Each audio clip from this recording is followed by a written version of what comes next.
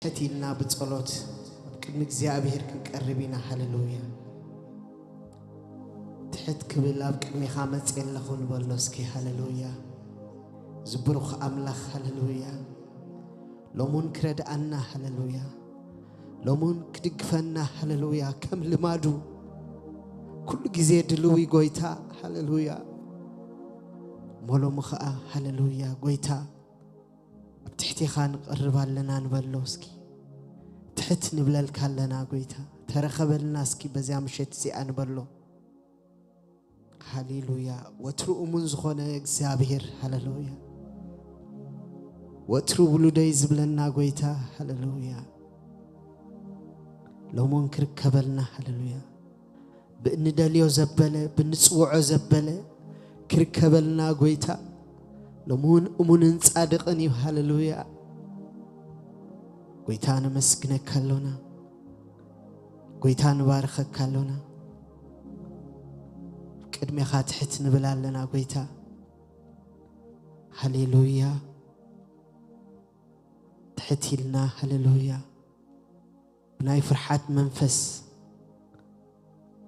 نعخا بمفرح غويتا نعخا بمخبار نعخا قداماي بمسرع غويتا قدمي خان قربالنا مغويتا هاليلويا بصلوت بمهللا باملخو بمسكانا قدمي خان قربالنا غويتا بزمشت سي እግዚአብሔር ترخبلنا موني خان سخا هاليلويا صلوتنا خسمع غويتا مسكانانا ختوسدو املخونا ختقبلو نسخا هاليلويا منن صادق همو غويتان مسكنك كلنا سي يسوس هاليلويا اسك بمسكانا نقرباب قدميو هاليلويا زيا تقللو زلا علم هاليلويا زاب نوص زلا علم هاليلويا እግዚአብሔር ከህዳ እና حسبنا هاليلويا ስም እግዚአብሔር ከዓቢ هاليلويا ስም እግዚአብሔር ከገነን ስም እግዚአብሔር ከخبرنا حسبنا هاليلويا هاليلويا امنتي بسمو خنحيل كنبرتع هاليلويا بسخبيت زمن ابزناي مودعتا زمن هاليلويا غويتا خبرت عنا هاليلويا بحيلو خملالنا غويتا هاليلويا ناي تبعت منفس وترو كعتقنا غويتا هاليلويا ازن حسبنا هاليلويا وانجيلو بتبعت كنغر هاليلويا مدحان كنوج هاليلويا زاغزي زيا تامچت غزيا سم مدحان ددليلا سم سلام ددليلا سم عرفت ددليلا غزيا تناي مدحان غزي خاحجي ايس بلا غويتا هاليلويا مني سلام زرينا زبللا ساعاتيا مبزا ساعات زي نحنا دما صنيعنا وانجيل كنغر هاليلويا زدحنو كبزحلو قدوس حزبي نግዚአብሔር كبزحلو هاليلويا سمو زعبيو سمو زغننو كبزحو هاليلويا بسمو زملطو كبزحو وانجيلون نغرلا ساعاتيا ازيا مچيت غزيا وانجيل هاليلويا هاليلويا مخنلليا نزيا غزيا علالينا دما هاليلويا تخندالو زبلنا خندالو تخنغبرو زلنا خنغبر كابسغاوي هيوت وصينا ناب املاخ نطمتلو حيل املاخ ندليلو غص املاخ ندليلو سلام املاخ ندليلو خونلنا هاليلويا مفتحي كنكون غويتا ابزا مدرزيا ادالينا زلو نعويو نخبريو نسميو هاليلويا زمو خانو نفلت بزا علم تناوصو زلنا خي تناوصنا كل غزي بتبعات بحيل املاخ كناتو نوص غص املاخ ندليلو زمانيو ጸጋ አምላክ ክበዝሐልና ብልዕሌና በኃይሉ ክንወጽ ክንአቱ ሃሌሉያ ናይ ጸልማት ኃይሊ ብስእሙ ንስዕረሉ ኃይሊ ተቀቢልና ድማ ብዙሓት ምድሓን ንኾነሉ ዘመን እግዚአብሔር ኣብ ቅድሜና ገይርወሎ ሃሌሉያ زعمت زي أبسالو كخلل أجزابهر سلامو خبزح هدأت كون الله زعلم تليلو أبكني ونقرب له الزمان ينادي لنا وقويتا حيلها بنا وقويتا عتقنا وقويتا تبابن مستوعلن هبنا እግዚአብሔር አምላክ ንስኻ እሙኒኻ ንዝኽ ትገብር ድማ እግዚአብሔር ወትርድሎይኒ ኢኻ ትብለና ሞንደሌ ካለና ጎይታ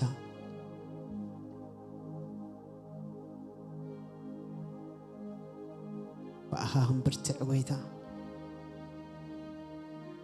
በአኻ ክንሕይል ጎይታ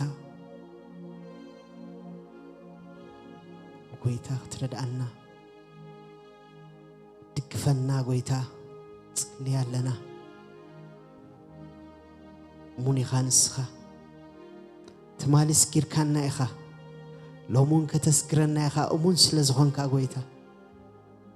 ትማሊ ኢድካሪ ኢናይና ጎይታ ረዲኤት ካሪ ኢናይና ጎይታ ጁን ነዝብ ቅድሜና ዘሎ ጸልማት نزب قدمينا زلو هاليلويا نوتي እግዚአብሔር ንስኻ ክትህድኦ ብዙሕ ግዜ ህዲእኻ ኢኻ ጎይታ ብዙሕ ግዜ ኣሳጊርካና ኢኻ ጎይታ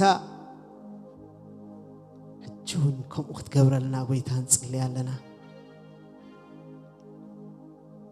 ኢድካ ክንሪኣ እግዚአብሔር ሃማኔቲ ኢድካ ሎሙን ክንሪኣ እግዚአብሔር ተኣምራት ካሎሙን ክንሪኢ እግዚአብሔር ጎይታ ምስክረልካ ነግረልካ خنوريልካ እግዚአብሔር ትንስኻ ዝገበርካ ኩሉ እግዚአብሔር ንስም ካልዕል ከነብሎ ንዑ ክብሪ ክንህብ እግዚአብሔር ሎሚ ክትርከበልና ጽልያለና እግዚአብሔር ምሳና ክትከውን እግዚአብሔር ሃሌሉያ ቅዱሳን ዝነበርካ ሎሙን ምሳና ኸውንካ እግዚአብሔር ክትዓይ እግዚአብሔር አምላኽና ሙኒኻ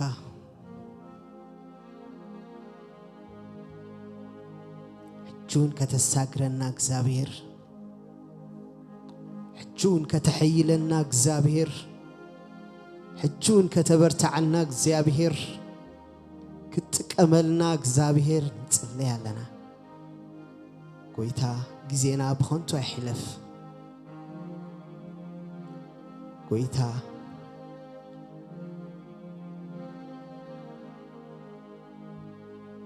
مستعلم تجنقو مسو خين تجنق እግዚአብሔር مسا خوينا خين داخر እግዚአብሔር ክትፈልየና بيسوس ክርስቶስ ስም ጽልያለና بيسوس ክርስቶስ ሕያው ስም ጽልያለና بيسوس ክርስቶስ ሕያው ስም ጽልያለና فلينا እግዚአብሔር مفتحي ክትገብረና እግዚአብሔር ሰላም ነምጽእ ክትገብረና እግዚአብሔር معرفي ክትገብረና እግዚአብሔር ንጽልያለና ወአምላኽ ሁሉይ አብይወትና ተገለጽ በአና ጌርካ እግዚአብሔር እግዚአብሔር አቦ ጸሎትና ስማዕ ምህለላና ስማዕ እግዚአብሔር ለሙን ሕያው ኢኻ ጎይታ ለሙን ሕያው ኢኻ እግዚአብሔር وقويتا نخبر خاهم في الأجزابير نتنات كخبري خن في الأجزابير نتنات كعيوخن في الأجزابير كترد أننا نصلي لنا قويتا استوعلنا خبزح أجزابير أبو وأملاخ زخت قبر أبي واتنا نصلي لنا زمن زي أحجون سخاخات الساقرنا ذا زمن زي أحجون سخاخات حلفنا قويتا بأخينا نسقرا قويتا بأخينا نبرتع بأخينا نحيل كزابير جون منك لنا كزابير زي بقى من قبل اللي نحجون كزابير زيابير أبو حلبيا بأخان مكاح كزابير أباخاهم الكل كزابير ملوك خون توكلتنا كزابير ملو حيلنا بملو لبنا نعخات راح نحسب كزابير سمكات راح نحسب كزابير نسمكات راح نصوع كزابير أب سمكات راح نوكل كزابير لو ممكن ترد أننا نصلي لنا قويتا Lord Jesus تخيليها قويتا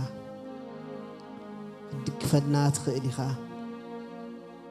كتوصلنا تخيليها ختساغرنا حجون تخيليها قويتا بمحرتك ختمتنا حجون እግዚአብሔር ولدي يكتب لنا እግዚአብሔር نحناون أبيتك نبلك እግዚአብሔር اتبلنا نسمع እግዚአብሔር نززك እግዚአብሔር قويتا اخترد أننا نصلي لنا نخونتو هيوتي ترفنا قويتا ترقم زي بلو هيوتي ترفنا كمنا عالم هيوتي ترفنا እግዚአብሔር كل نقبروس نعخا أميننا نقبرو እግዚአብሔር كل نقعزو نعخا أميننا نقعز እግዚአብሔር كل نسقمو نعخا أميننا نسقم قويتا اخترد أننا نصلي لنا كل ما قدنا بأخذ تحلوك خون እግዚአብሔር أفقد كاستو مركزك خون እግዚአብሔር نصلي لنا لو يرديت كاخبز حلنا نصلي لنا قويتا والعلا أملاخ أفقد كاخن نبرد أنا تنسخات دليلنا كنركب رد أنا قويتا تنسخات دليو نعود رح كنقبر دقفنا እግዚአብሔር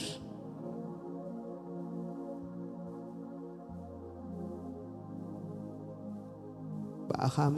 صانان مئتاونان بأخاك خونلنا እግዚአብሔር فقادك حاتيتنا خنوت فقادك حاتيتنا خنملس እግዚአብሔር أخا خونلنا من ريحة كل እግዚአብሔር نصلي لنا قويتا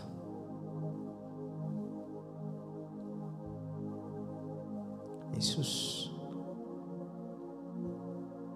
جون عخنا من قويتا هاليلويا سيقويتا تمسكن سيقويتا تبارخ سيقويتا العلبل تمسكن تمسكن تمسكن تمسكن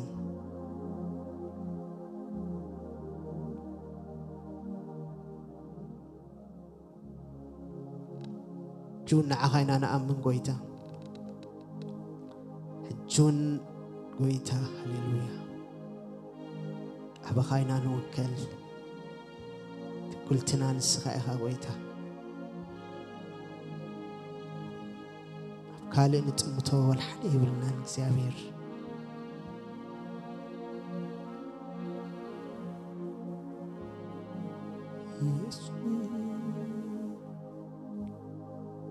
جون بأخاينا نسقرا قطرتات كله بأخاينا نسقرو بسم كاينا نسقرو قويتا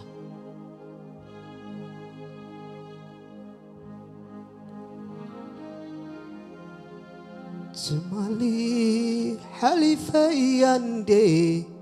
حليف كان اندخا تمالي سقيرة ياندي حسكير كان اندخا نصباح አይጭንቅኔ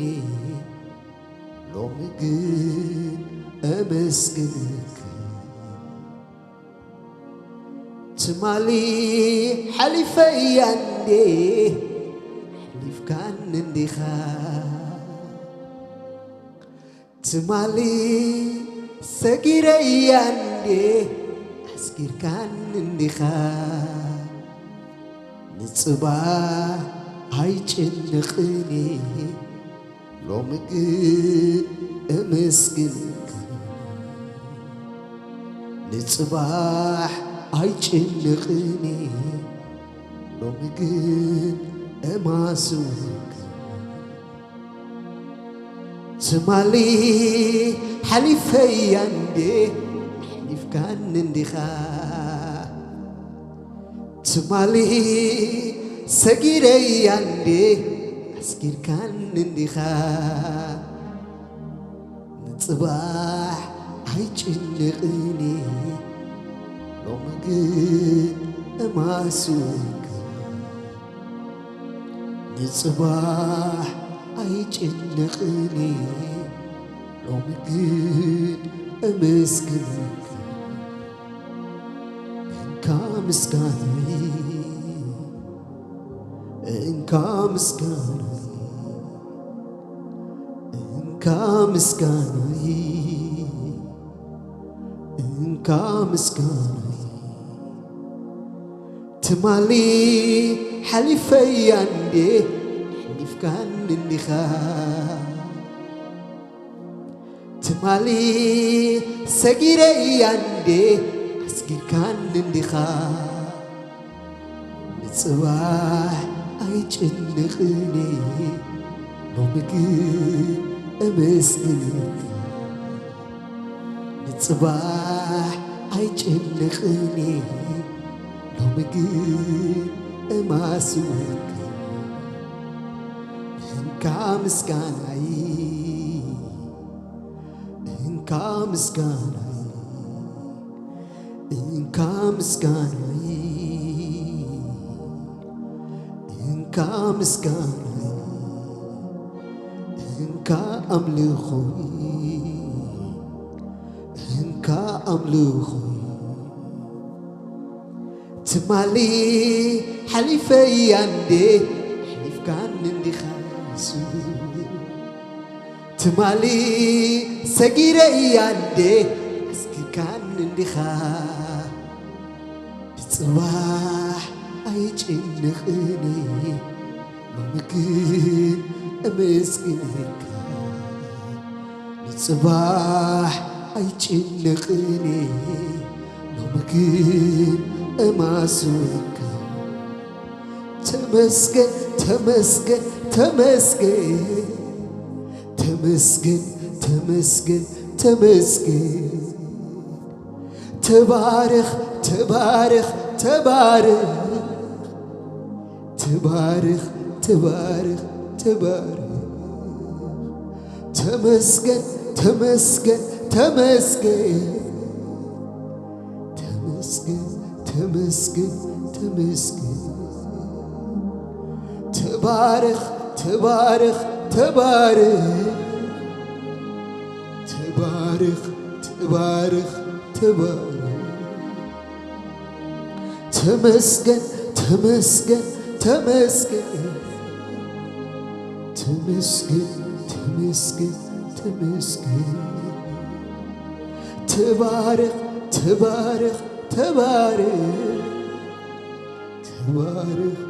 تبارخ تبارخ تمسكن تمسكن تمسكن تمسكن تمسكن تمسكن تودس تودس تودس تودس تودس تودس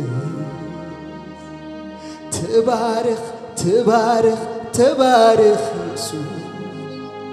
تبارخ تبارخ تبارخ تمسكن تمسكن تمسكن تمسكن تمسكن تمسكن يسوع يسوع يسوع يسوع يسوع يسوع يسوع ኢየሱስ ኢየሱስ ኢየሱስ ኢየሱስ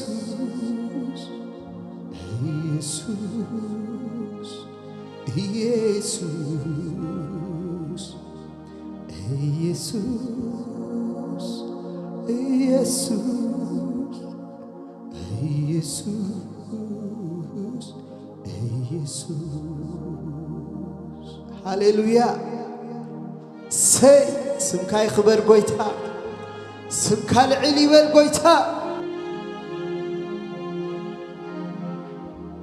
ካብ ኩሉ ስም ዝለዓለ ስም ጎይታ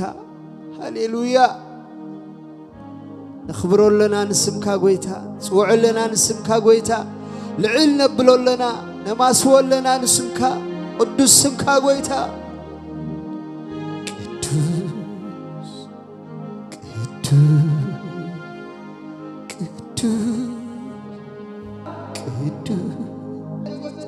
قدوس يوسفك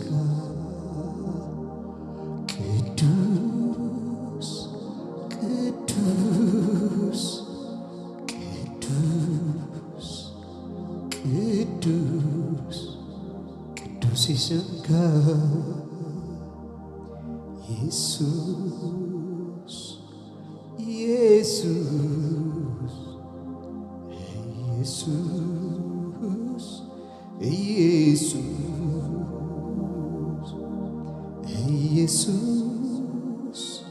Jesus, Jesus,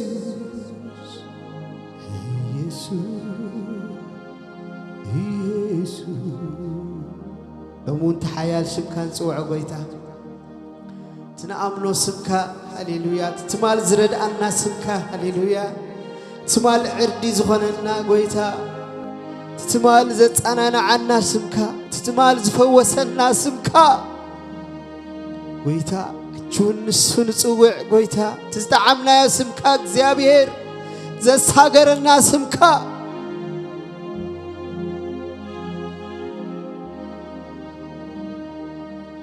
سي هاليلويا سوع لنا شمك حجون قويتا حجون كابزل لنا يا زساقر نسيو هاليلويا نعلم فوسان نسيو سم يسوسيو هاليلويا سي تأمونيخا قويتا حجون أمونيخا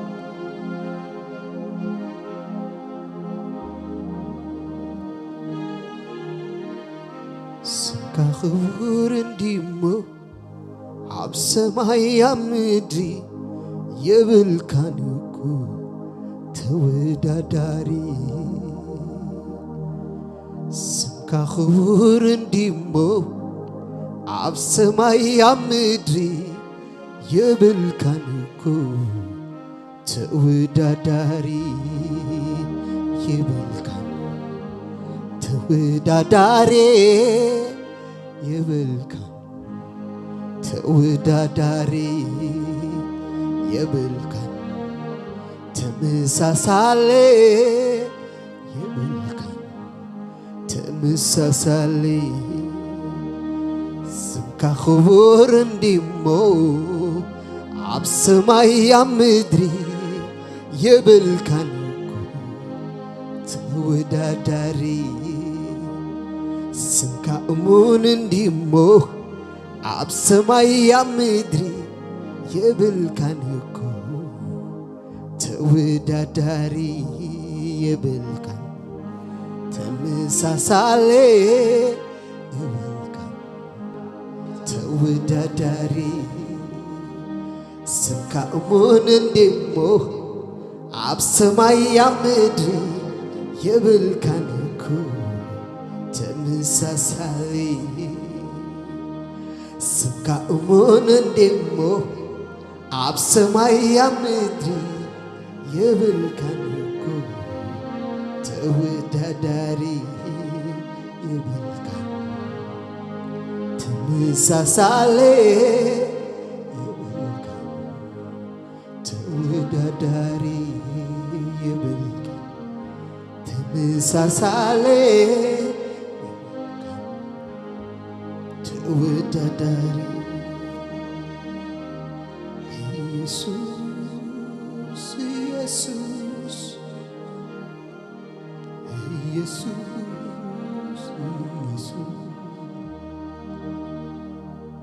ኢየሱስ ኢየሱስ ደጋጊምና ተጸዋዕና የስምካ ኢየሱስ ኢየሱስ ደጋጊምና ተጸዋዕና የስምካ ደጋጊምና ተጸዋዕና የስምካ አይጽገብንዩ አይጽገብንዩ አይጽገብንዩ አይጽገብንዩ አይምነውንዩ አይምነውንዩ አይምነውንዩ አይምነውንዩ አይጽገብንዩ አይጽገብንዩ አይጽገብንዩ አይጽገብንዩ ኢየሱስ ኢየሱስ ደጋጊምና ተጸዋዕና የስምካ ደጋጊምና ተጸዋዕና የስምካ ኢየሱስ ኢየሱስ ደጋጊምና ተጸዋዕና የስምካ ደጋጊምና ተጸዋዕና የስምካ አይምነውንዩ አይምነውንዩ አይምነውንዩ አይምነውንዩ አይጽገብንዩ አይጽገብንዩ አይጽገብንዩ አይጽገብንዩ መዓስምን ኾይኑ መዓስምን ኾይኑ መዓስምን ኾይኑ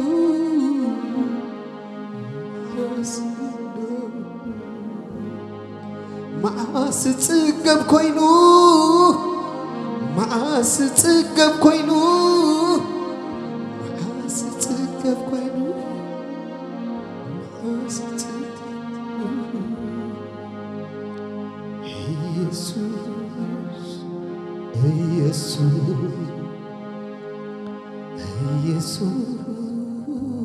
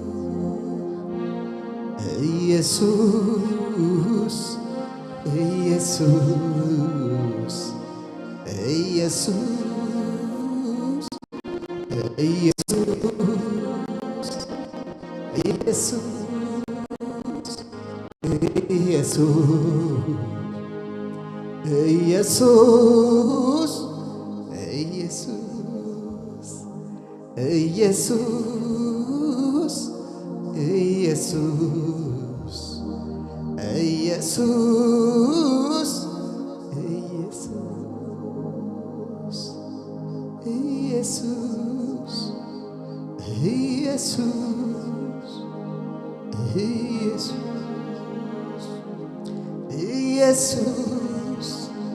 ኢየሱስ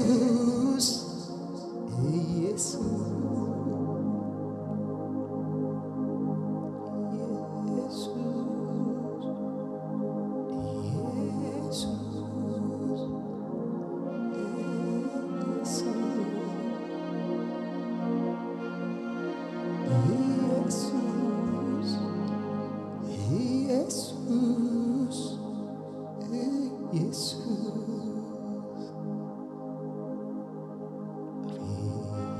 አቤት ስምካ አቤት ክትዕም ስምካ አቤት ክትዕም ስምካ አቤት ክትዕም ስምካ አቤት ክትዕም ስምካ አቤት ክትዕም ስምካ አቤት ክትዕም ስምካ አቤት ክትዕም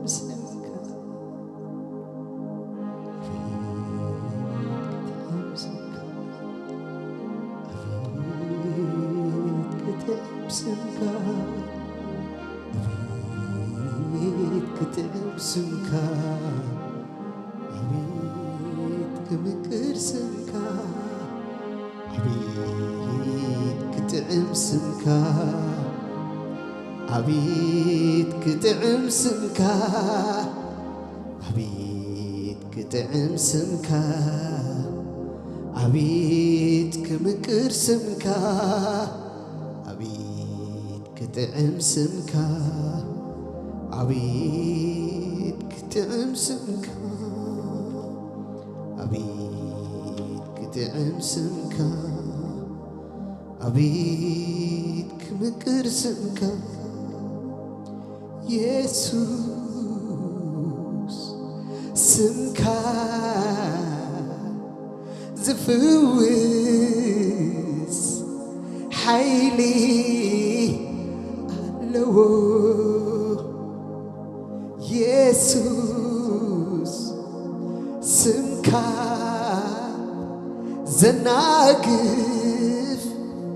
ስልጣን ኣለዎ ኢየሱስ ዝፍውስ ሓይሊ ኣለዎ ስምካ ዘናግፍ ስልጣን ኣለዎ ኢየሱስ ስምካ ዘሐይል ቅብኢ ኣለዎ ኢየሱስ ስምካ ዘሳግር ሓይሊ ኣለዎ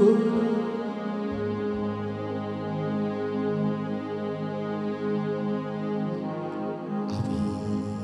ክትዕም ስምካ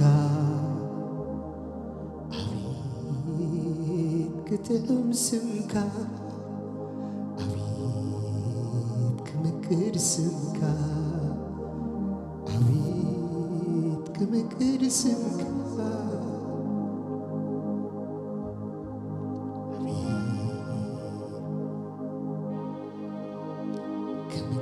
ስምካ አቤት ክትዕም ስምካ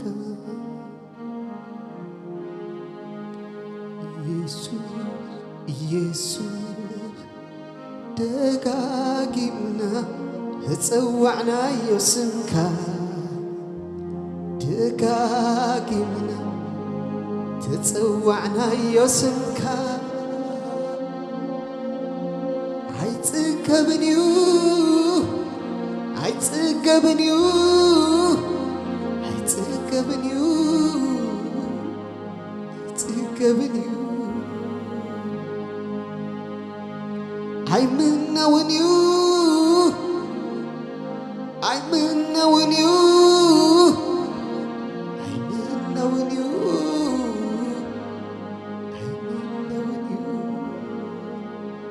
አይጽገብንዩ አይጽገብንዩ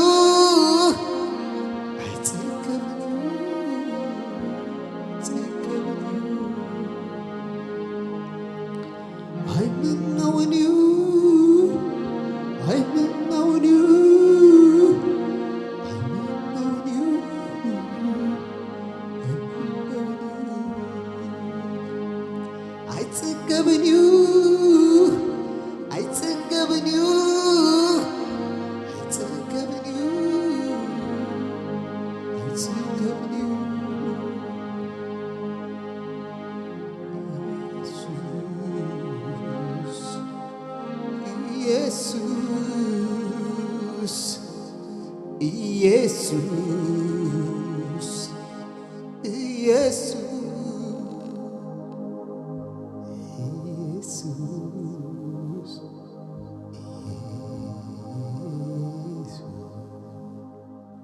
مسكن تمسكن قويتا تبارخ سمكا نصوع عدل سلازرغبنا قويتا تمسكن قويتا خبخا يخويدنا مو نمسكنك هلونا سخا سلازدقف كان اكزابير نامن كويننا اكزابير أبك ميخاسمن كويننا اكزابير كن بقى تخبرنا فتيخا كتسحبنا نبخا فتيخا اكزابير العل كتب لنا فتيخا نسخا اكزابير فقرخا قديدوكا اكزابير سخاخ تخبرنا فتيخا اكزابير وأملاخ تمسكن تمسكن تمسكن نبلكا العل نبلكا قويتا العل بللنا نسخا قويتا هللويا سي تمسكن سي تمسكن تمسكن تمسكن بكل نجر تمسكن قويتا بكل تمسكن جوزل لنا مسكنا إكسابير زمننا ملو كنا مسكنك كاس زابير كل جزء أنكحنا كل جزء أبرتعنا كل جزء نبخاخ نتردنا the mighty name of Jesus تقلنا آمين آمين آمين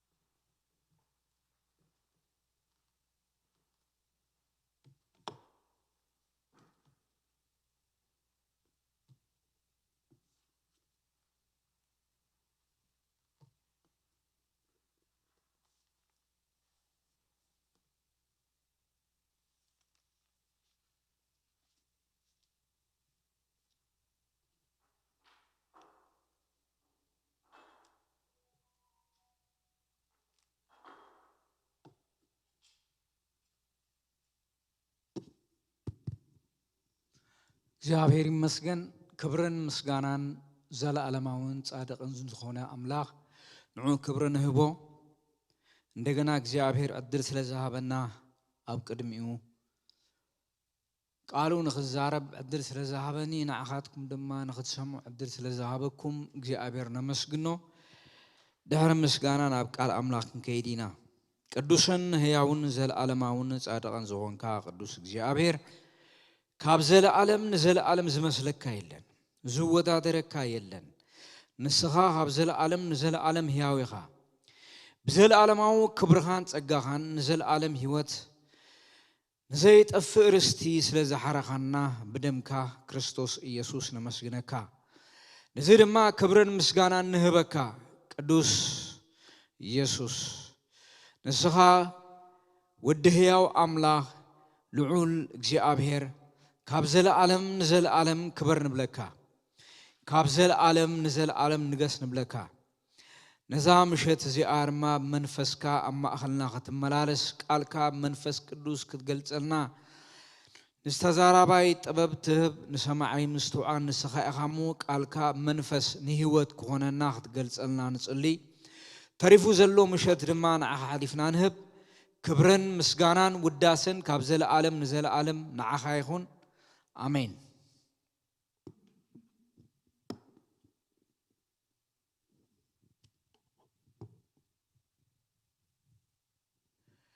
እግዚአብሔር ይመስገን እንደገና ሎም ምሸት ካብ መጽሐፍ ቅዱስ ክፍሊ ካብታ ዝሓለፈ ዝራአናያ ግብረ ሐዋርያት ምዕራፍ 23 ሐዋርያ ጳውሎስ ኣብ መጋብያ ቀሪቡ እንታይ ዓይነት ክስ ከም ዝተኸሰሰ ድሓር ድማ እንታይ ዓይነት መልሲ ከም ዝሃበ ንርኢ ማለት እዩ እቲ ናይ ክርስትና መሰረታዊ ሓቂ እንታይ እዩ ተይልና ኢየሱስ ክርስቶስ ተሰቂሉ ሞይቱ ተቀቢሩ መበል ሳልሳይ መዓልቲ ድማ ተንሲኡ 40 መዓልቲ ምስተራዮም ድማ እንደገና ናበቡኡ ከም ዝዓረገ መጽሐፍ ቅዱስ የርእየና ስለዚ ትንሳኤ ሙታን ምስ ክርስቶስ ምትንሳእ ዝተተሓሓዘ እዩ ናይ ኣመንቲ ትንሳኤ ሐዋርያ ጳውሎስ ድማ ኣነ እቶም ኣቦታተይ ዝኣምንዎ ንዑ ዝኣምን ኢሉ ይኽሟጎት ርኢናዮ ምዕራፍ 23 እንታይ ብል ሽዑ ጳውሎስ ነቶም መጋቢያ ኣተኪሩ እናጠመተ ኣቱም ያሕዋተይ ኣነ ክሳብ እዛ መዓልቲ እዚኣ ኣብ ቅድሚ ኣምላኽ ብኩሉ ቁኑዕ ህልናየ ዝተመላለስኩ በሎም ሃናንያ ትልቀ ካህናት ግና ነቶም ኣብ ጥቕኡ ደው ኢሎም ዝነበሩ ኣፉ ክዘብጥዎ ኣዘዘ ጳውሎስ ከዓ ንዑ ኣታ ልቕሉቕ መንደቕ ኣምላኽ ክዘብጠካ እዩ ንስኻ ብሕጊ ክትፈርደኒ ኣብ መንበር ተቐሚጥካስ ብዘይ ሕጊ ክዘብጡን ዶ ትእዝዝ ኣለኻ በሎ እቶም ኣብ ጥቕኡ ደው ኢሎም ዝነበሩ ከዓ ንሊቀ ካህናት ኣምላኽሲ ክትጨርፎ በሎ ጳውሎስ ድማ ኣሕዋተይ ሊቀ ካህናት ምዃኑ ይፈልጥኩን ከመይ ንሹም ህዝብኻ ይትፅረፍ ዝብል ተጻሒፉሉ በሎ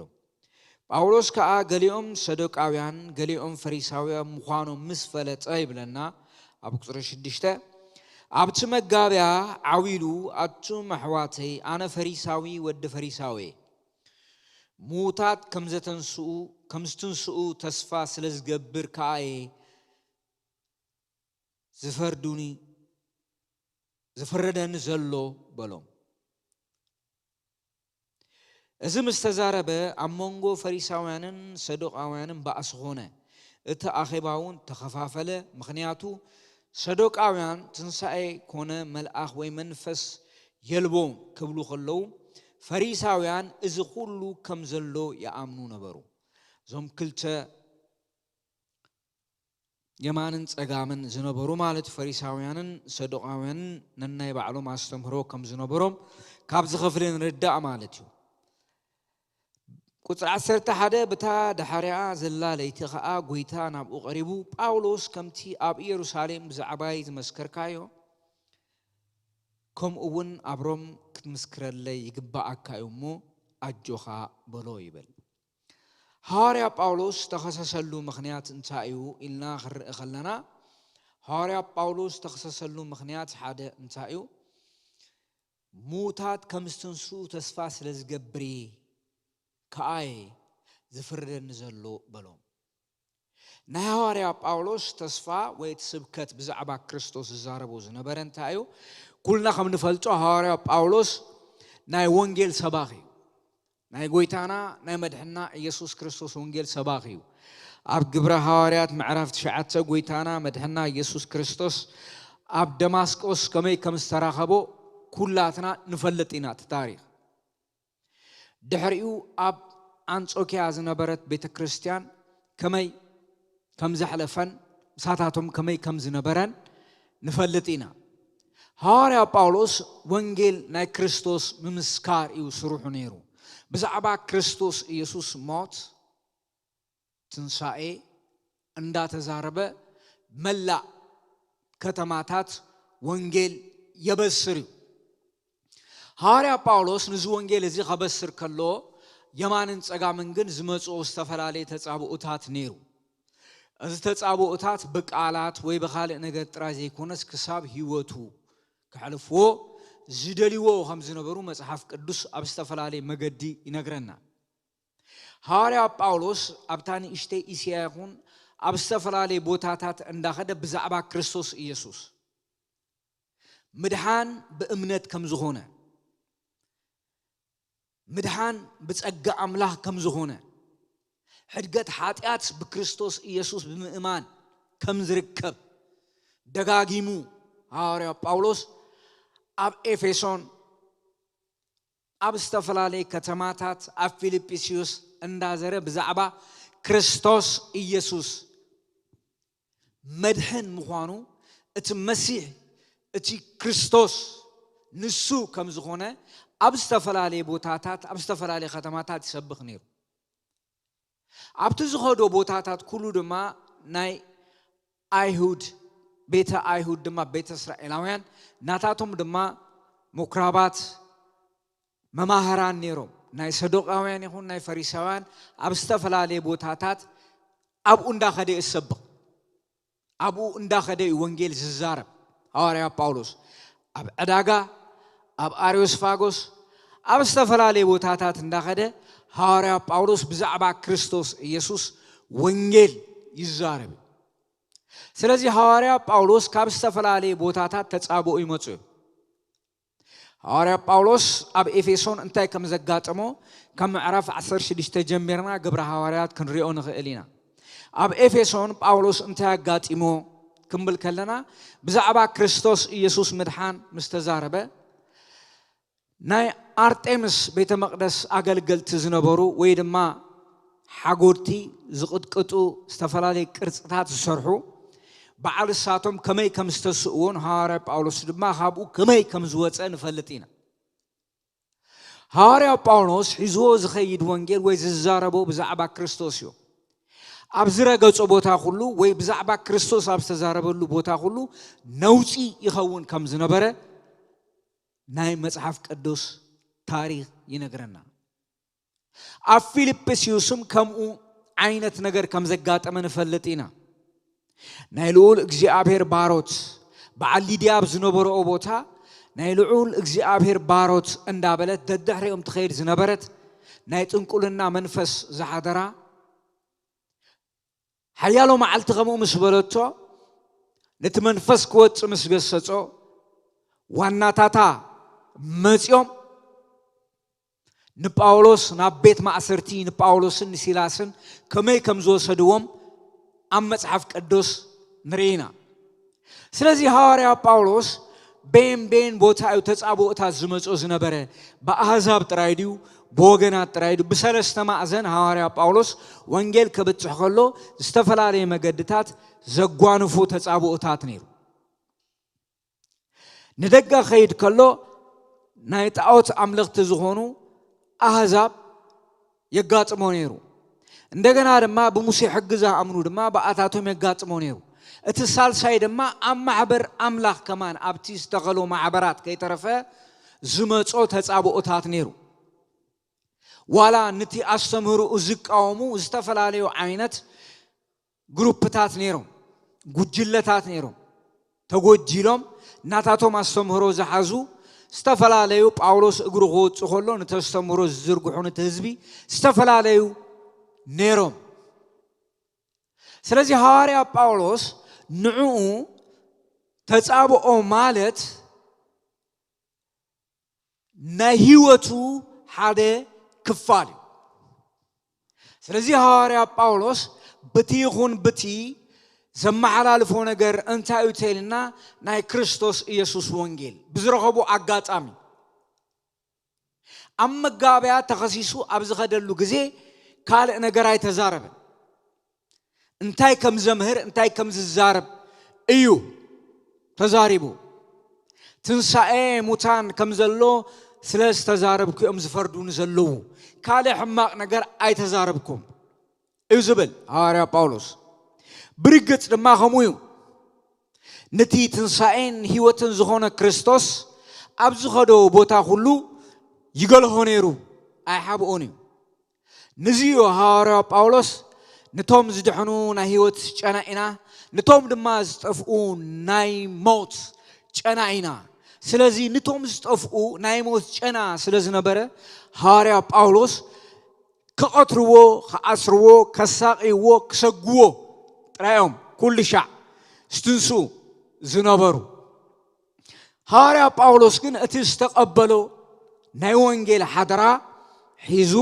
ንቅድሚት ክሳብ መወዳእታ ይስጉም ከም ዝነበረ መጽሐፍ ቅዱስ ይነግረና ሐዋርያ ጳውሎስ ናቱ ቀንዲ ሐሳብ ናቱ ቀንዲ ዓላማ ኣብ ነገራት ውሽጢ ኣብ ጸገማት ውሽጢ ናይ ክርስቶስ ኢየሱስ ወንጌል ምብጻዕ ብዙኾነ ነገር ተታሒዙ ድሕሪ ዝተርፍ ሰብ አይነበረን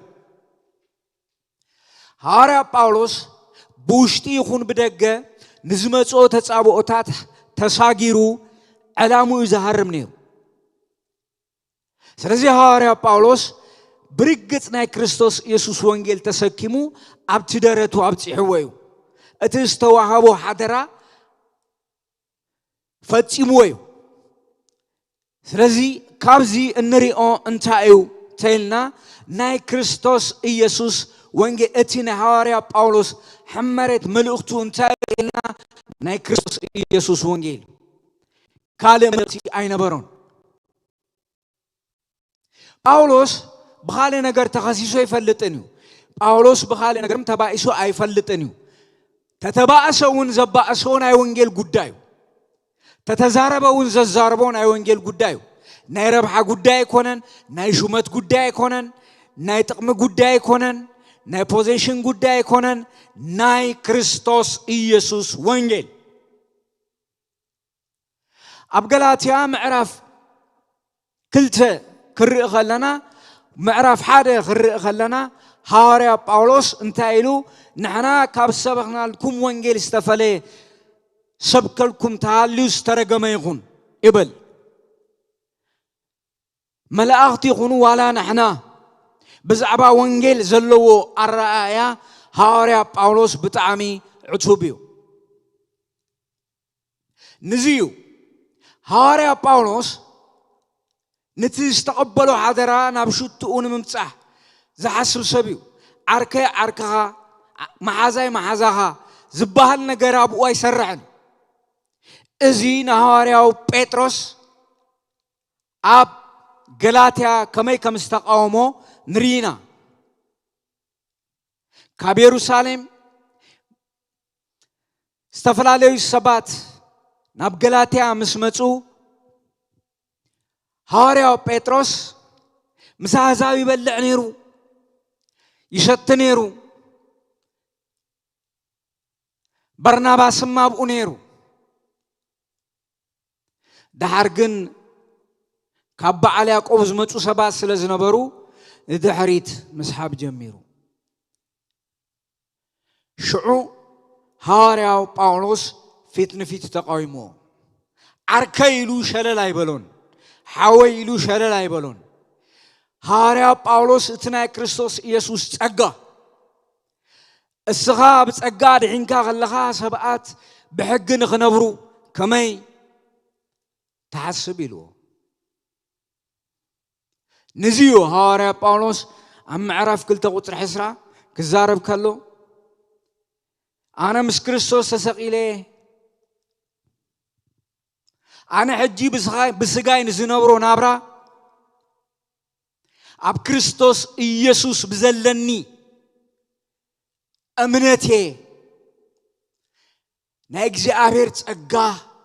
ኣይድርብዮን ሕግስ ጽድቅስ ብሕጊ ተኾይኑ እንኪያስ ክርስቶስ ብኸንቱ ሞይቱ ዝበለሉ ምኽንያት ሓደ እዚዩ ንዚዩ ሐዋርያ ጳውሎስ ክዛረብ ከሎ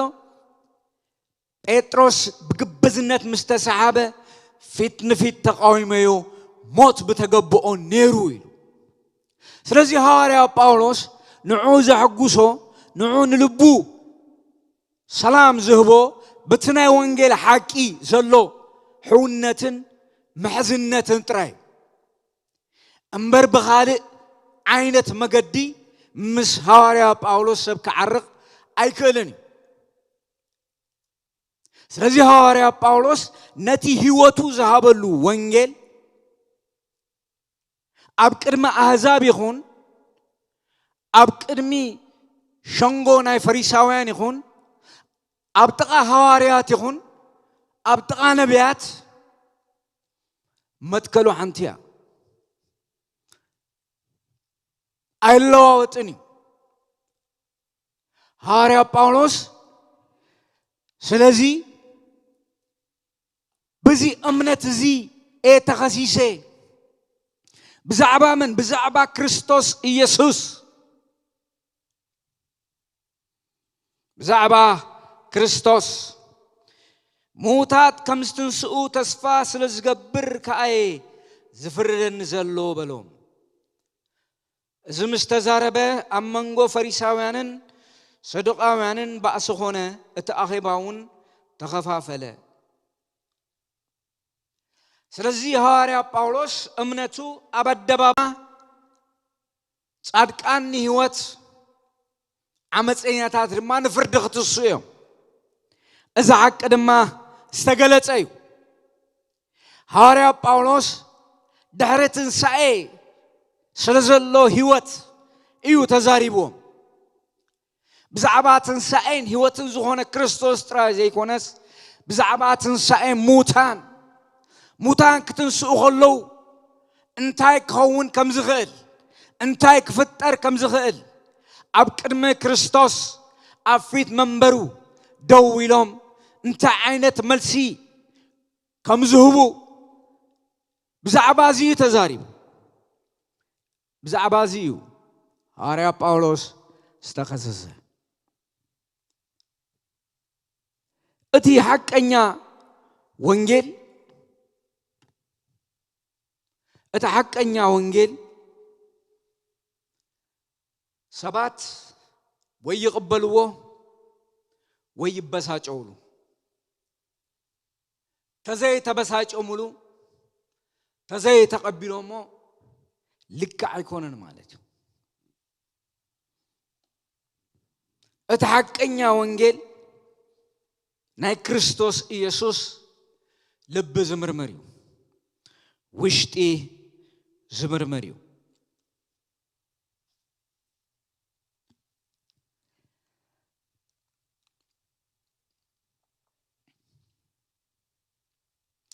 هاريا باولوس بزعبا تنسائي ناي كريستوس معراف 15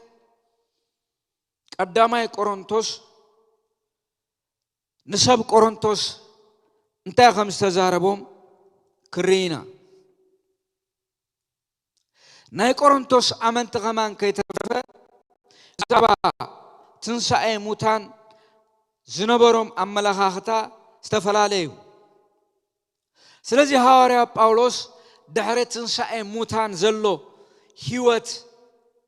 كردوم كنغروم يصعر نيرو سلازي امنتي كم امنتي بكريستوس يسوس امينوم زدحانو سبات تسفوم امدري تراي زي كونس دارتن ساي زرخبو هيوتيو معرف 15 بزعباتن ساي كريستوس كنغروم كله كمزيلو حجها احواتي نتي انا سبكلكم وانجيل كزخاخركم ادللو نسو دما اتي استقبلكم و بؤو دما صنيعكم اتنبرو زلهمون ايو نتي انا سبكلكم اصنيعكم حزكم انت الليخمس بؤو دحنكم يخم انت زي كونه امنتكم كنتوا هاريا باولوس زبلوم زلون تايو اتي سبخلهم وانجيل احواتي كزخاخركم يدلي نسو دما اتي استقبلكم مويو بؤود ما صنعهم اتنبرو زلهم مويو نتي انا سبكلكم اصنعهم حسكم انتلخمس بؤو دحنكم يخم انت زي كونه امنتكم كنتو ايو سلازي بتيس سبكم وانجيل بتيس معكم وانجيل اصنعكم حسكم انتلخمس بؤو دحنكم يخم وانجيل اصنعها محز يدلئو مالتيو انت زي كونه امنتكم كنتو نتي انا استقبلكو قدم كله لعل كله غير ام حلال فلكمي كمتي قدوسات مصحفت زبلو كريستوس انت حاتياتنا موته ተቀበረ ከምቲ ቅዱሳት መጽሐፍት ዝብልዎ ኸኣ ብሳልሳይ መዓልቲ ተንስአ ሐዋርያ ጳውሎስ ከምቲ ቅዱሳት መጽሐፍት ዝብልዎ ኢሎ ካብ ቅዱሳት መጽሐፍቲ ጠቂሱ ክርስቶስ ምእንቲ ኃጢአተኛታት ሞይቱ ተቀቢሩ ድማ ከምቲ ቅዱሳት መጽሐፍት ዝብልዎ ኸኣ ብሳልሳይ መዓልቲ ተንስአ ብዚ እምነት እዚ አጽኒዕኹም ሓዝዎ ብዛዕባ ኃጢአትኩም ከም ዝሞተ ከም ዝተቀመረ ከምቲ ቅዱሳት መጽሐፍት ዝብልዎ ኸኣ ብሳልሳይ መዓልቲ ከም ዝተንስአ እምነትኩም ኣብዚኣ ተሰሪታ ናይ እምነት ሰረትኩም እዚዩ ኣብዚ አስተምህሮ ኣብዚ ትምህርቲ ጸኒዕኹም እንደሃሊኹምስ አጽኒዕኹም ሒዝኩሞ እንተሊኹምስ ብኡ ድሕንኩም ኢኹም ካብዚ ካብ ሰለስቲኡ ሓደ ተጎዲሉ ግን እምነትኩም ከንቱ እያ ጎይታና መድሕና ኢየሱስ ክርስቶስ ኣብ መስቀል ዝፈጸሞ ተግባር ጥራይ ዘይኮነስ ኢየሱስ ክርስቶስ ሞይቱ ተቀቢሩ እንደገና መበል ሳልሳይ መዓልቲ ተንስዩ እንደገና ናበቡ ዓሪጉ እቲ ናይ እምነትና ሰረት ንስዩ ኢየሱስ ክርስቶስ ትማልን ሎመን ንዘለዓለም ሕያው እዩ እምነትና በክርስቶስ ኢየሱስ ዘለና ሕይወት ኣብዚ ዝተሰረተ ስለዚህ ነዚ እምነት እዚ አጽኒዕና ወአጽኒዕኹም ክትሕዝዎ ኣለኩም ኣብዚ እምነት እዚ ጸኒዕኹም እንተዘይ ጸኒዕኹም ትርጉም አልቦ እዩ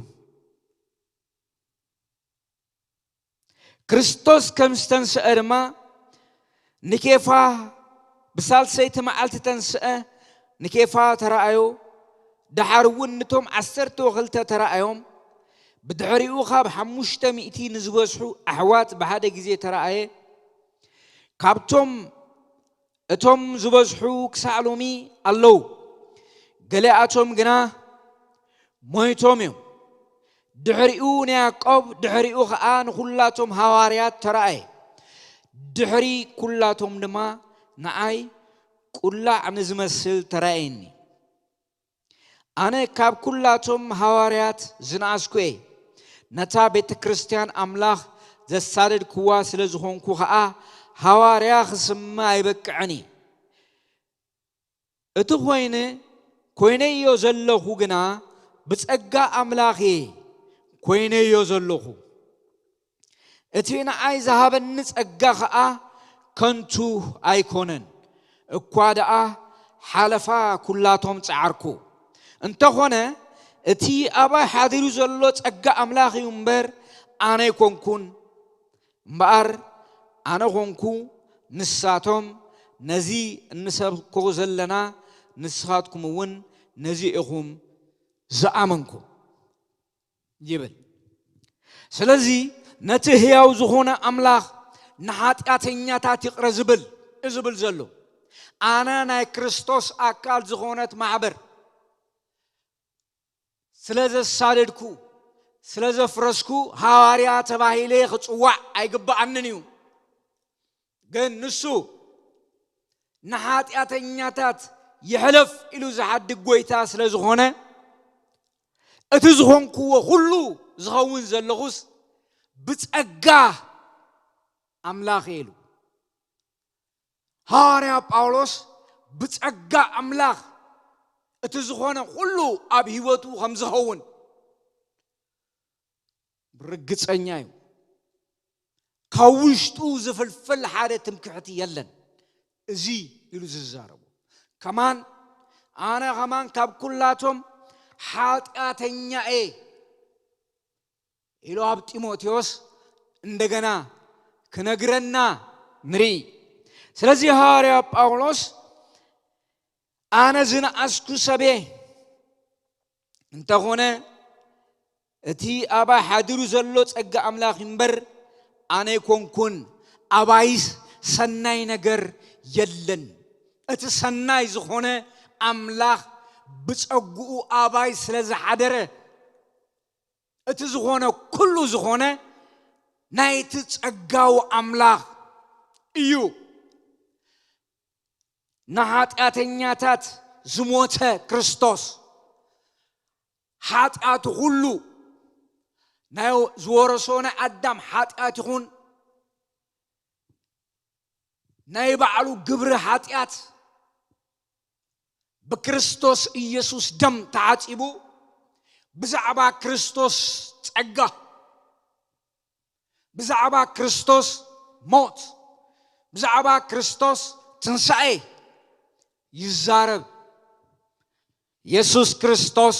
ትማለን ሎምን ንዘለዓለም ሕያው እዩ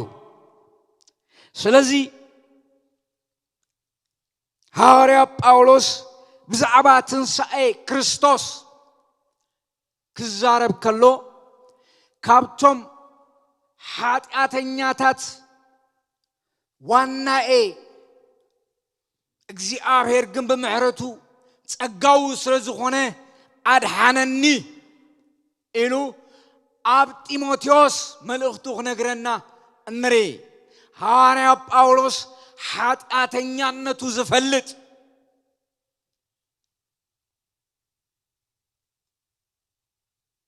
ክርስቶስ ንኃጢአተኛታት ከም ዘድሕን ዝአመን ጸጋው ጎይታ ከም ዝኾነ ዝፈልጥ አብ ቅድሚ አምላኽ ይኹን አብ ቅድሚ ናይ ክርስቶስ ማሕበር ዘቅርቦ ጽድቂ አይነበሮን አብ ቅድሚ ሰብ ቆሮንቶስ አብ ቅድሚ ሰብ ቆሮንቶስ ይኹን አብ ቅድሚ አምላኽ ቀርብ ከሎ ብጸጋ አምላኽ ተመሊኡ ብጸጋ ምሕረት ደው ከም ዝበለ እቲ ዝኾነ ኩሉ አብ ሕይወቱ ዝኾነ ብጸጋ አምላኽ ከም ዝኾነ ርግጸኛ እዩ ኢየሱስ ክርስቶስ ትማለን ሎምን ንዘለዓለም ሕያው ሐዋርያ ጳውሎስ ብትዝሓለፎ የማንን ጸጋምን መከራ ብዛዕባ ብርቱዑ ክዛረብ ብዛዕባ ፍልጠቱን ክእለቱን ክዛረብ አብ መጽሐፍ ቅዱስ አይንረኽቦን ብዛዕባ ጸጋ አምላኽ ሓያልነት ብዛዕባ ክርስቶስ ኢየሱስ ሓያልነት እቲ ጸጋ እቲ ንኃጢአተኛታት ዘድሕን ጸጋ ብኡ እቲ አብ ሕይወቱ ዝኾነ ኩሉ ብቲ ጸጋው አምላኽ አብ ሕይወቱ ከም ዝተፈጸመ አርጊጹ ዝዛረብ ሐዋርያ እዩ ኢየሱስ ክርስቶስ ትማለን ሎምን ንዘለዓለም ሕያው እዩ ስለዚህ ሐዋርያ ጳውሎስ አብ ክርስቶስ ዝነበሮ እምነት ዓብይ ብዛዕባ ክርስቶስ ኢየሱስ ጸጋ እንዳተዛረበ ብዛዕባ ክርስቶስ ኢየሱስ ንኃጢአተኛታት ከድሕን ናብ ዓለም መጸ ካብቶም ኃጢአተኛ ድማ ዋና አነ ነይረ ክርስቶስ ጸጋው ስለዝኾነ አድሓነኒ ኢሉ ዘድሕን ጸጋ ንዘለዓለም ዘንብር ጸጋ ብዛዕባኡ ዝዛረብ ጳውሎስ እምበር አነ ኮንኩን ንሳቶም ነዚ ኢና ንሰብኽ ዘለና ንስኻትኩም እውን ነዚ ኢኹም ዝኣመንኩም ነቲ ሞት ስዒሩ ዝተስአ ጎይታ ነቲ በኃጢአት ንዝወደቀ ሰብ ከልዕል አብ መስቀል ደሙ ዘፍሰሰ ዝተሰቀለ ዝሞተ ዝተቀበረ ምበል ሳልሳይ መዓልቲ ዝተንስአ ብዛዕባ ክርስቶስ ኢየሱስ ብዛዕባ እዚ ወንጌልና ንዛረብ ዘለና ካልእ ንዛረቦ የለን ኢየሱስ ክርስቶስ ትማልን ሎምን ንዘለዓለም ሕያው እዩ ስለዚ ናይ ሐዋርያ ጳውሎስ ሕመሬት መልእኽቱ ናይ ክርስቶስ ወንጌል ነቲ ሞት ስዒሩ ዝተስአ ጐይታ ብዛዕባኡ ዝዛረብ ብዛዕባኡ ዝነግር ብዛዕባ ጸጉ ብዛዕባ ምድሓኑ እቲ ኣብ መስቀል ዝተፈጸመ ኢየሱስ ክርስቶስ ንሞት ስዒሩ ከመይ ከም ዝተንስአ ኣመንቲ ድማ ትንሣኤ ከም ዘለዎም ነቲ ናይ ትንሣኤ ጐይታ ነቲ ትንሣኤን ሕይወትን ዝኾነ ክርስቶስ ዝኣመኑ እሳቶም እውን ከም ዝትንስኡ ይዛረብ ሐዋርያ ጳውሎስ ስለዚ ካብ ቁጥር 12 ብዛዕባ ትንሣኤ ሙታን ከምዚ ኢሉ ይዛረብ ክርስቶስ ካብ ሙታት ከም ዝተንስአ ካብ ስበኽ ደኣ ከመይ ኢሎም እዮም ገሊኦም ካባኻትኩም ትንሣኤ ሙታን የልቦን ዝብሉ ዘለዉ ትንሣኤ ሙታን ዘየልቦ እንተኾይኑስ ክርስቶስ ድማ ኣይተንስአን ኣብታ ናይ ቆሮንቶስ ቤተ ክርስቲያን እውን ብዛዕባ ትንሣኤ ሙታን ዝቃወሙ ነይሮም ሰዱቃውያን ጥራይ ኣይኮኑን ኣብ ናይ ኣይሁድ ሸንጎ ቀሪቦም ዝካትዑ ዝነበሩ ወይ ዝከራኸሩ ዝነበሩ ኣመንቲ ኢና ኢሎም ኣብቲ ጉባኤ ዝነብሩ ብዛዕባ ናይ ክርስቶስ ኢየሱስ ትንሣኤ ዘይቅበሉ ነይሮም ንዚ ድማ ሐዋርያ ጳውሎስ በፂሕዎ ሰሚዕዎ እዩ ስለዚ እቲ ኣድሬስ ዝገብሮም ንዓታቶም እዩ ክርስቶስ ካብ ሙታት ከም ዝተንስአ ካብ ዝስበኽ ደኣ ከመይ ኢሎም እዮም ገሊኦም ካባኻትኩም ትንሣኤ ሙታን የልቦን ዝብሉ ዘለዉ ትንሣኤ ሙታን ዘየልቦ እንተኾይኑስ ክርስቶስ ድማ ኣይተንስአን ትንሣኤ ሙታን ምስ ክርስቶስ ዝተሓሓዝ ስለዚ ትንሣኤ ሙታን የለን ዝብል ተሃልዮ ኣብ ማእኸልኩም ብተዘዋዋሪ ክርስቶስ ኣይተንስአን እንዳበለኩም እዩ ስለዚ እምነትኩም ጎደሎ ይገብራሎ ማለት እዩ እምነትኩም ዋጋ ዘይብላ ይገብራሎ ከምኡ ማለት እዩ ክርስቶስ ካብ ሙታት ከም ዝተንስአ ካብ ስበኽ ደኣ ከመይ ኢሎም እዮም ገሊኦም ካባኻትኩም ትንሣኤ ሙታን የልቦን ዝብሉ ዘለዉ ትንሣኤ ሙታን ዘየልቦ እንተኾይኑስ ክርስቶስ ድማ ኣይተንስአን ኢሎም ስለዚ ክርስቶስ ዘይተንስአ እንተኾይኑ ድማ ስብከትና ከንቱ እያ እምነትኩም እውን ከንቱ እያ ናይ ክርስትና መደምደምቲ ወይ መደምደሚ ክርስቶስ ካብ ሙታን ተንሲኡ ኣብ የማን ኣቡኡ ብኽብሪ ተቐሚጡ እዩ ኢየሱስ ክርስቶስ ትማልን ሎምን ንዘለዓለም ሕያው እዩ ኢየሱስ ክርስቶስ ማንም ኣብ ዘይቀርቦ ብርሃን ብኽብሪ ይነብር ኢየሱስ ክርስቶስ ትማልን ሎምን ንዘለዓለም ሕያው እዩ ክርስቶስ ዘይተንስአ እንተኾይኑ ድማ ስብከትና ከንቱ እዩ እምነትኩም እውን ከንቱ እዩ ስኻትኩም ጥራይ ዘይኮንኩምስ ንሕና ንሰብኽ ዘለና እውን ስብከትና ከንቱ እዩ ናታትኩምን እምነት ከንቱ እዩ ዋላ ሓደ ትርጉም የብሉን ኣምላኽ ንክርስቶስ ከም ዘተንስኦ መስኪርና ነርና ንሙታት ዘይተንስኦም እንተደኣ ኮይኑ ግና እምበኣር ንክርስቶስ እውን ኣያተንስኦን ንሕና ኸዓ ሓሰውቲ ምስክር ኣምላኽ ኮይንና ንርከብ ኣሎና ከመይ ንሙታት ዘይተንስኦም እንተኾይኑ ክርስቶስ እውን ኣይተንስአን ክርስቶስ ዘይተንስአ እንተኾይኑ ድማ እምነትኩም ከንቱ እያ ንስኻትኩም እውን ገና ኣብ ሓጢኣትኩም ኢኹም ዘለኹም እቶም በእምነት በክርስቶስ ዝሞቱ ኸዓ ጥፉኣት እዮም ኣብ ክርስቶስ ዘላትና ተስፋ ኣብዛ ህይወት እዚኣ ጥራይ እንተደኣ ኮይና ካብ ኩሉ ሰብ እነደንግጽ ምኾንና ነርና ነደንግጽ ምኾንና ነርና ክርስቶስ ዘይተንስአ እንተኾይኑ ድማ እምነትኩም እንታይ ከንቱ እያ በትንሣኤ እዩ ተደምዲሙ ኣብ መስቀል ተሰቂሉ ክርስቶስ ደሙ ኣፍሲሱ ተቐቢሩ መበል ሳልሳይ መዓልቲ ተንስኡ እቲ ትንሣኤን ህይወትን ዝኾነ ጎይታ ክርስቶስ ተዘይተንስዩስ እምነትኩም ከንቱ እያ ዋላ ሓደ ትርጉም የብላን ናይ እምነትኩም ሕመሬት ወይ ናይ እምነትኩም መደምደምታ ክርስቶስ ካብ ሙታን ምትንስኡ ኣብ የማን አቡ ምዕራጉ ኸይዱ ስለዚ ትንሣኤ ሙታን ክርስቶስ ስለዝተንስአ ሙታት ድማ ክትንስኡ እዮም ኢየሱስ ክርስቶስ ትማልን ሎምን ንዘለዓለም ሕያው እዩ ኣብ ክርስቶስ ዘላትና ተስፋ ህይወት እዚ ጥራይ እንተደኣ ኮይና ካብ ኩሉ ሰብ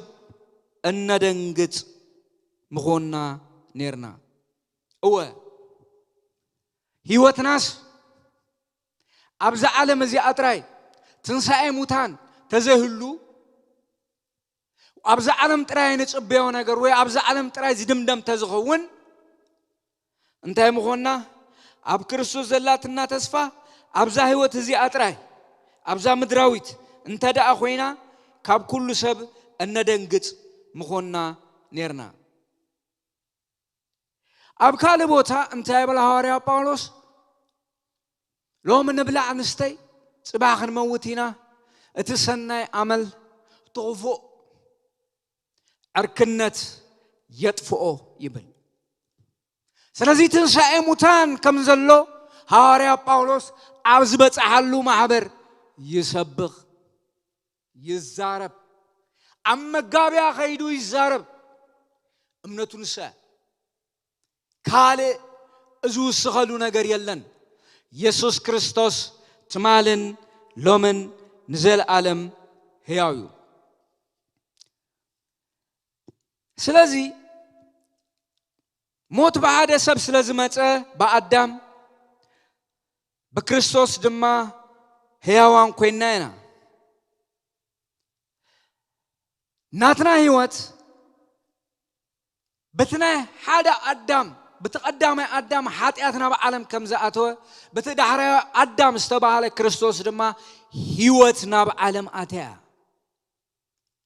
بتقدمي آدم موت تفقات ودكات سلمات حزن بزح نجارات تفتيمو بتدحري آدم استباهله كريستوس هيوت سلام كسانت تنسائي رخيبنا يسوس كريستوس تمالن لومن نزل عالم هياويو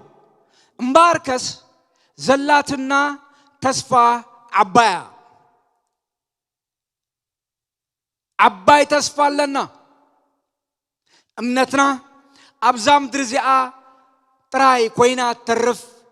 بلعنا ستينا تغدينا اترينا نحل فاتراي كونتن هارا باولوس كم استزاربو كم زيبل نتي انا سبب كلكم ما تصنعكم حسكم انت اللي غمسي بؤو دحينكم يخم انت زي كونه امنتكم كنتوا سلازي تستسبحلكم وانجيل أطبيكم تعيشكم تسفاهم مليو أب كريستوس أب تاتمت علم أب تاتمت منغستي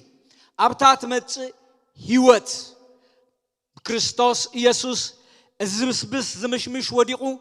أتي زي مشمش لبسنا نتسألو هيوت أبكر من الله يسوس كريستوس تمالن لمن نزل عالم هياويو سجا يأرج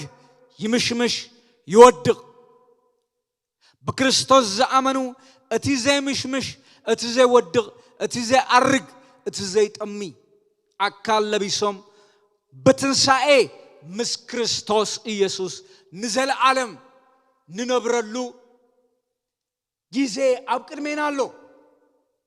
معاس كم زخونة ترينا زين فلت أمبر أزتصفى رجسيو نمنتاي يسوس كريستوس كاموتان تنسيو نا هواريات نا أمنت مجلسيم كميو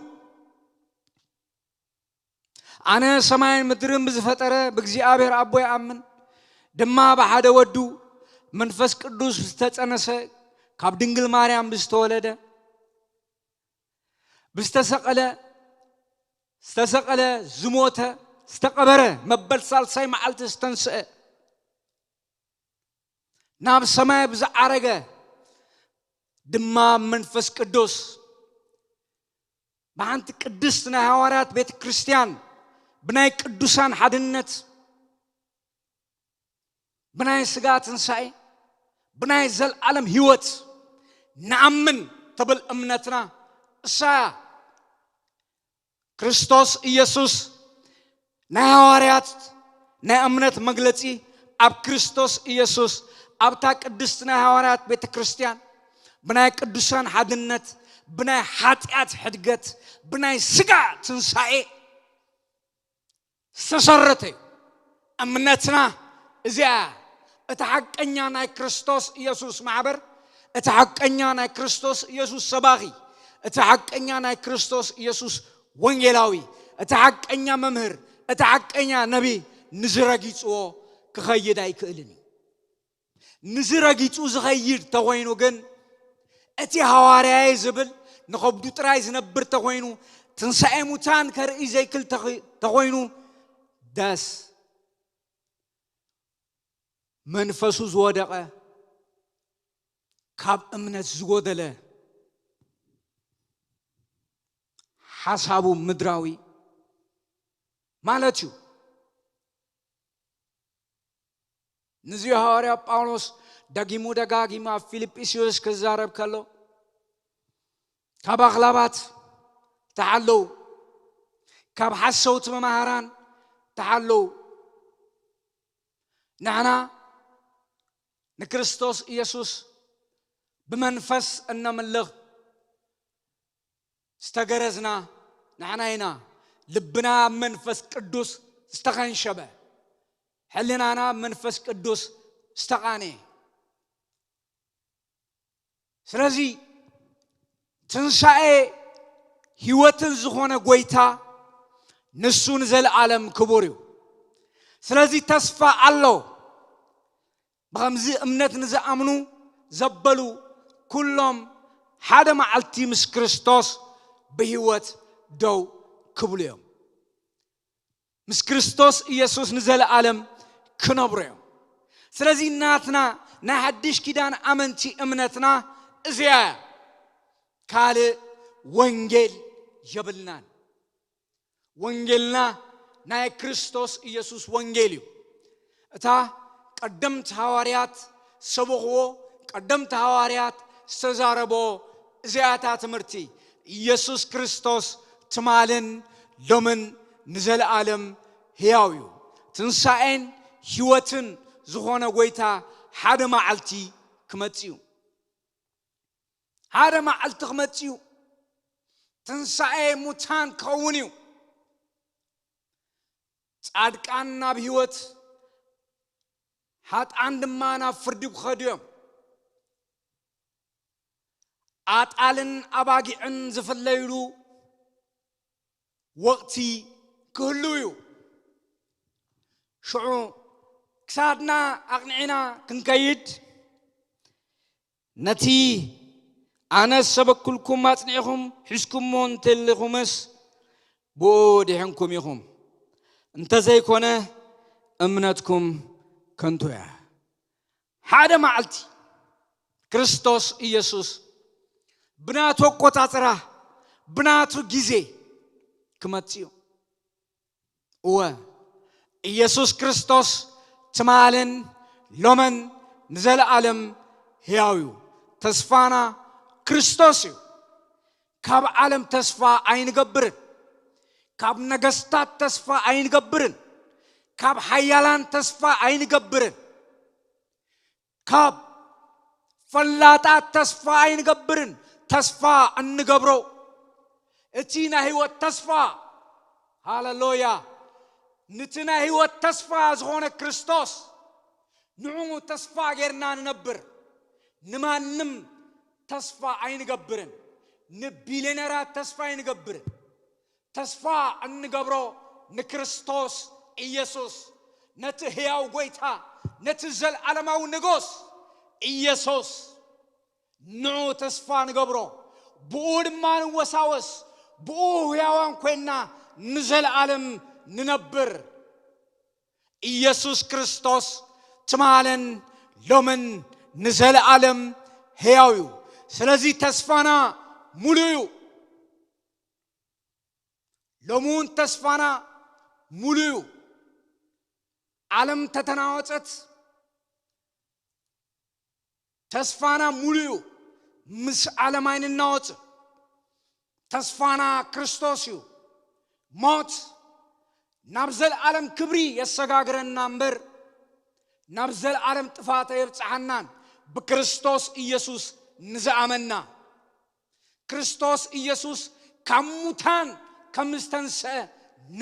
ንነአምን ሰባት ሞት መሰጋገሪ ድልድልዩ ናብ ሕይወት ናብቲ ዘይበርስ ተስፋ ናብቲ ዘይበርስ ክብሪ ንሳገረሉ መገድዩ ስለዚህ ተስፋ ንገብሮ ንክርስቶስ እዩ ጽባህ ዓለም እንታይ ተኸውን ኢልና አይንጭነቅን መዕረፊና ፈሊጥና ኢና ሞዳእታና ዴስቲኒና ፈሊጥና ኢና ስለዚህ ኣብቲ ዘአመናዮ እምነት ጸኒዕና ክንነብር መጽሐፍ ቅዱስ ሎሙውን ጽባህ ደጋጊሙ ይነግረና ኢየሱስ ክርስቶስ ትማልን ሎምን ንዘለዓለም ሕያው እዩ ናይ ክርስቶስ ኢየሱስ ጸጋ ናይ መንፈስ ቅዱስ ሓድነትን ሕብረትን ኩሉ ሻዕ ክርስቶስ ኣብ ዝተጸዋዓሉ ቦታ ብምልአት ኣሎ ንምንታይ ጸጋ አምላኽ አሎ ሕጅውን ጸጋ አምላኽ የጽንዕ ጸጋ አምላኽ የሳግር ጸጋ አምላኽ የሕልፍ ጸጋ አምላኽ ደው የብል ስለዚህ ጳውሎስ ከምዝበሎ ከምዚልና ክንውዲና አነ እቲ ኮይኑ ዘሎ ግና ብጸጋ አምላኽዩ ኮይነዮ ዘለኹ እቲ ንዓይ ዝሃበኒ ጸጋ ኸኣ ከንቱ ይኮነን እኳ ደኣ ሓለፋ ኩላቶም ጻዓርኩ እንተኾነ እቲ ኣባይ ሓድሩ ዘሎ ጸጋ አምላኽ እምበር ኣነ ኣይኮንኩን ጸሊና ክንውዲና ኢየሱስ ክርስቶስ ወዲ ሕያው አምላኽ ብዛዕባ እቲ ኣባና ሓድሩ ዘሎ ጸጋ ነመስግነካ ብዛዕባ እቲ መሊኡ ፈሲዙ ስለ ዘሎ ጸጋኻ ኩሉ ክብሪ ንህበካ ብዘለዓለም ጸጋኻን ብዘለዓለም መንፈስካን ብሕያው ደምካ ጌርካ ንዝሓጸብካያ ማሕበርካ ዘወትር ጸጋኻን መንፈስካ ስለተፈስስ ምልአተ መንፈስካ እውን ስለተብዝሕ ነመስግነካ ኣብ ዘለናዮ ዘመን ክሳብ መወዳእታ ንኸደሉ ጸጋን መንፈስን ደጊምካ ደጋጊምካ ክትፍሰልና ኣብ እምነትናን ኣብ ትቁኑዕ ኣስተምህሮ ጸኒዕና ክሳብ መወዳእታ ንኽንከይድ ጸጋ መንፈስካ ይብዛሓልና እዛ ማሕበር እዚኣ ባርካ ብጸጋኻን ብመንፈስካን ትባረኽ ኣብ ውሽጥን ኣብ ደገን ዘለው ብጸጋ መልአትካ ይባረኹ ጸጋ መንፈስካ ኣብዛ ማሕበር እዚኣ ይፍሰስ ብዝተፈለየ መገዲ ጸጋኻ ይፍሰስ ቅዱስ እግዚአብሔር بتسقّخان محبرنا تكللا بتسقى منفسك تشفنا كسام مودعتا زصنع صقاخا كفسس كسام موت امونكون كم زبلكا ناي هيوت اخليل كهبكاي الكا مستزاربكا كمو كسام موت زصنع صقان منفسكان ابزا محبر زي اخ تفسس صقان كبرهان كملء نصلي سلت غبرو نمسغنكا صقاها نعنا سلازخونه صقاها ندقها سلازخونه نمسغنكا كبرن مسغانان وداسن املهون نعغا يخون تريفو زلو مشت تركب كبرن وداسن كابزل عالم نزل عالم نعغا يخون እግዚአብሔር አቦ ናትካ ፍቅሪ ናይ ወደኻና ኢየሱስ ክርስቶስ ጸጋ ናይ መንፈስ ቅዱስ ሓድነትን ሕብረትን ብምልአት አብዛ ማሕበርና ይፍሰስ ክብርን ምስጋናን ንዓኻ ይኹን ብክቡር ወድኻ በኢየሱስ ክርስቶስ